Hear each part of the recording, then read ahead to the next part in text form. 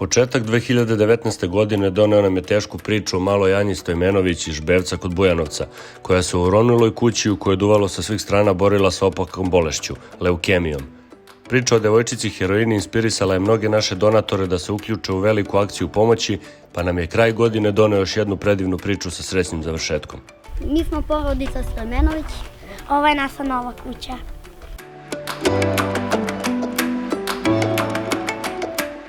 Ovo je naš frižider. Ovo je naš električan sport. Ovo je naše prelepo kupatilo gde se mi kupamo. Ovo je naš pas. On voli da se igra. Ovo je ovčarski pas, Polinka. Voli da se igra. Zove se Lisa. Biba. Ima dva imena, Lisa i Biba. Njima smo pomogli dogradnjom i adaptacijom postojećeg objekta.